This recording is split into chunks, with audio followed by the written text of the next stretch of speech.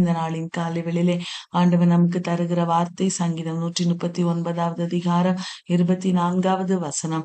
வேதனை உண்டாக்கும் வழி என்னிடத்தில் உண்டோ என்று பார்த்து நித்திய வழியிலே என்னை நடத்தும். அன்பான தேவ பிள்ளைகளே, ஒவ்வொரு நாளும் அதிகாலையில நாம் எழுந்த உடனே நாம் ஆண்டவருடைய சமூகத்திலே ஜெபிக்க வேண்டிய ஒரு காரியம் உண்டு.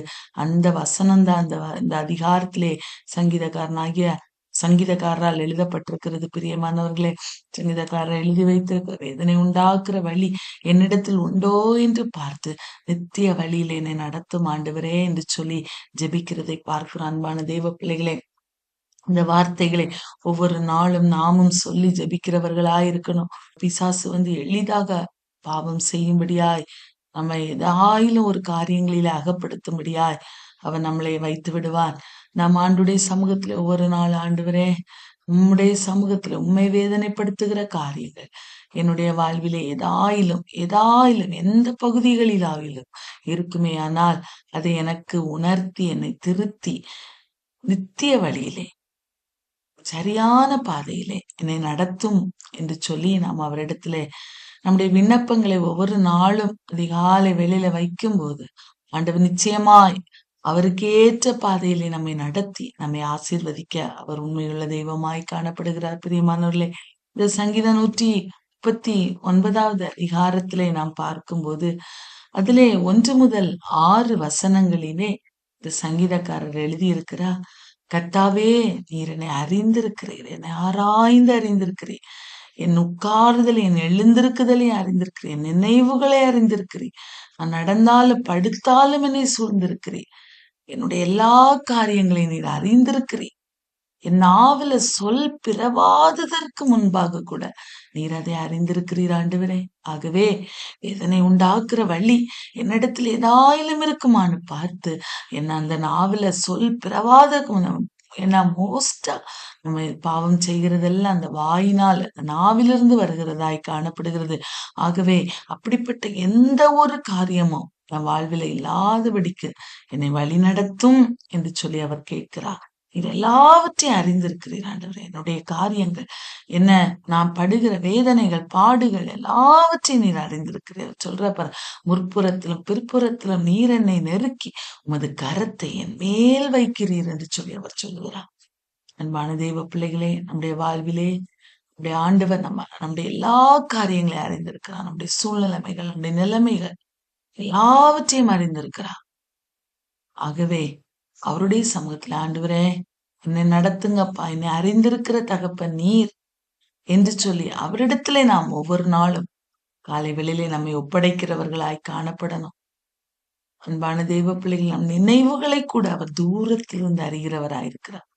நம்முடைய நினைவுகளிலே பாவங்கள், நம்முடைய நினைவுகளிலே ஆண்டவரை பற்றிய எண்ணங்கள் இருக்கிறதா அல்லது உலகத்தின் காரியங்கள் இருக்கிறதா என்பதை கூட அவர் அறிந்து வைத்திருக்கிறார்.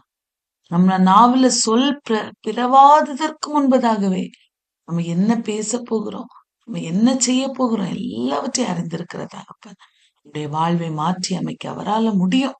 ஆகவே நாம் அவரிடத்துல கேட்கணும். பிரியமானவர்களே, அடுத்து சொல்றப்ப இந்த அறிவு எனக்கு மிகுந்த ஆச்சரியம், எனக்கு எட்டாத உயரமாயிருக்கு.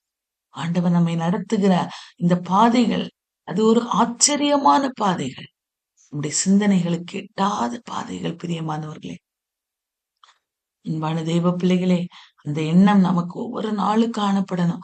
இந்த சங்கீதத்துல பாருங்க, அடுத்து சொல்றார், உம்முடைய சமூகத்தை விட்டு 7-13 வரைக்கும் உம்முடைய சமூகத்தை விட்டு நான் எங்கே ஓடுவேன் ஆண்டவரே என்று சொல்லி அவர் சொல்லுகிறதை பார்க்கிறோம். உம்முடைய ஆவிக்கு மறைவாக நான் எங்கே போவேன் அப்பா? எவ்வளவு ஆச்சரியமா என்னை நடத்துகிறேன், எவ்வளவு அதிசயமாய் நடத்துகிறேன். உம்முடைய சமூகத்தை விட்டு நான் எங்கே ஓடுவேன்? வானத்துக்கு ஏறினாலும் பாதாளத்துல படுக்கை போட்டாலும் நீர் அங்கே இருக்கிறீர் ஆண்டவரே. விடிய காலத்து செட்டைகளை எடுத்து எங்க நான் போனாலும் கடையாந்தரங்களில, சமுத்திரத்தின் கடையாந்தரங்களில நான் போய் தங்கினாலும் அங்கேயும் நீர் என்னை நடத்துவே. உமது வலதுகரம் என்னை பிடிக்கும். இருளான பாதைகள், நெருக்கமான சூழ்நிலைமைகள், பாதைகளில வழி தெரியாமல் நடக்கும் போதும் என் ஆண்டவர் நீர் எனக்கு வெளிச்சமாயிருந்து என்னை நடத்துவீர். உமக்கு மறைவாக எந்த இருளும் அந்தகாரப்படுத்தாது. உமக்கு இருளும் வெளிச்சமும் சரி. நீர் என் உள்ளிந்திரியங்களை கை கொண்டிருக்கிறேன். என் தாயின் கற்பத்தில் என்னை நீ காப்பாற்றினீர் என்று சொல்லி தன்னுடைய எல்லா காரியங்களையும் ஆண்டவர் அறிந்து வைத்திருக்கிறார். நான் எங்கேயும் போக முடியாது அவருக்கு முன்பதாக இருந்து. ஏன்னா அவர் என்னை தெரிந்தெடுத்திருக்கிறார், அவருடைய பிள்ளையாய் வைத்திருக்கிறார் என்று சொல்லி அவர் சொல்லுகிறதை பார்க்கிறோம். அன்பான தேவ பிள்ளைகளே, எபிரேயரின் புஸ்தகம் 13வது அதிகாரம் 5வது வசனத்திலே, நான் உன்னை விட்டு விலகுவதும் இல்லை, உன்னை கைவிடுவதும் இல்லை என்று அவர் சொல்லி இருக்கிறார் அல்லவா? அன்பான தெய்வ பிள்ளைகளே, அவர் நம்முடைய வாழ்விலே நாம் எங்கே போனாலும் அவர் நம்மை கைவிடாததை, அவரை விட்டு நாம் எங்கேயும் ஓடவும் முடியாது.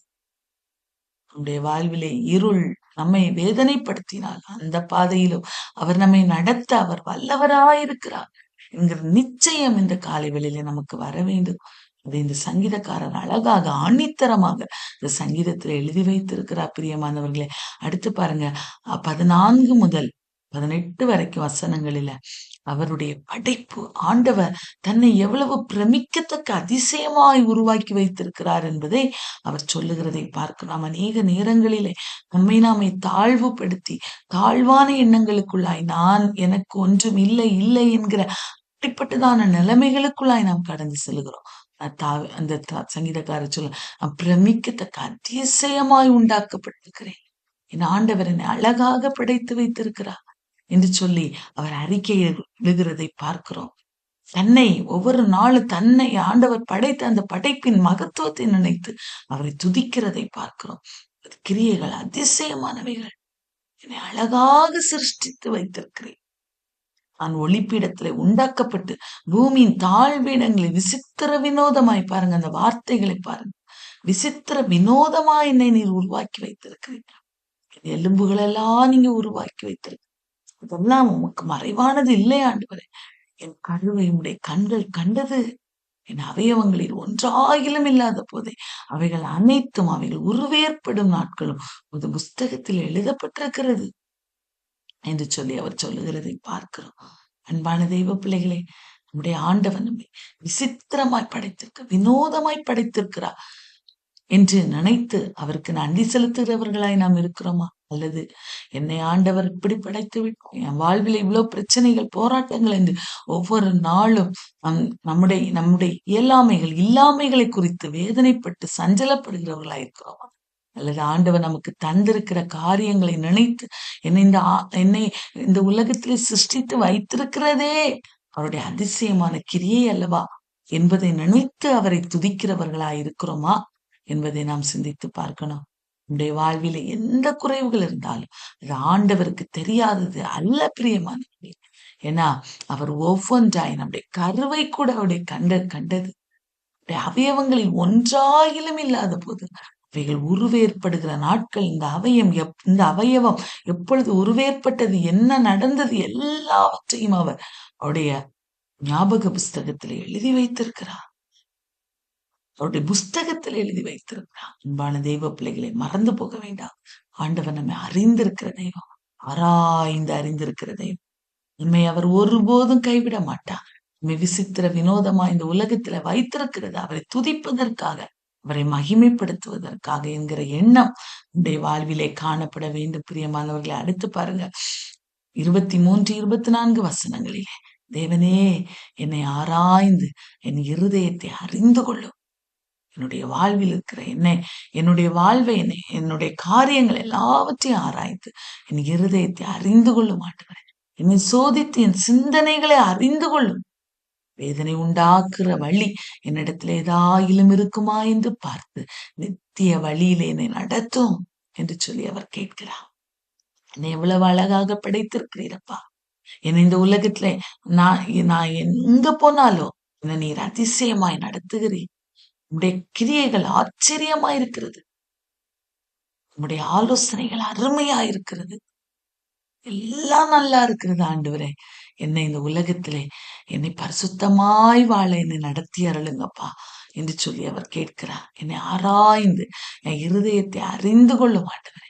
என்னை சோதித்து என் சிந்தனைகளை அறிந்து கொள்ளும் ஆண்டவரே என்னுடைய காரியங்கள் என்னுடைய இருதயத்திலேயோ என்னுடைய சிந்தனைகளிலோ உமக்கு பிரியமில்லாத எந்த ஒரு காரியமும் வந்துடக்கூடாதப்பா. வேதனை உண்டாக்குற வழி என்னிடத்துல எதுவும் இருக்கான்னு பார்த்து ஒவ்வொரு நாளும் நித்திய வழியில என்னை நடத்து சொல்லி அப்படியே சமூகத்திலே அந்த இரக்கத்தை கேட்கிறதை பார்க்கிறோம். ஒரு ஜெப விண்ணப்பமா ஆண்டுடைய சமூகத்திலே எல்லா காரியங்களையும் தெரிவிக்கிறதை பார்க்கிறோம். இந்த காலை வேளையிலே நம்முடைய வாழ்வில கூட ஆண்டவரிடத்திலே தினமும் எழும்பி ஆண்டுடைய சமூகத்திலே, ஆண்டவரே என்னை ஆராய்ந்து என் இருதயத்தை அறிந்து கொள், என்னை சோதித்து என் சிந்தனைகளை அறிந்து கொள், என் சிந்தனையில என்ன எண்ணங்கள் இருக்கிறது, என் இருதயத்துல என்ன காரியங்கள் இருக்கிறது, எல்லாவற்றையும் ஆராய்ந்து ஏதாயிலும் உமக்கு பிரியமில்லாத காரியங்களை உள்ளிந்திரியங்களிலே இருக்குமே ஆனால் அதை கழுவி சுத்திகரித்து வேதனை உண்டாக்குற வழி என்னிடத்தில் உண்டோ என்று பார்த்து நித்திய வழியிலே நடத்தும் என்று கேட்கும்போது ஆண்டவர் அந்த கிருபைகளை நிச்சயமாய் நமக்கு இந்த நாளிலே தந்து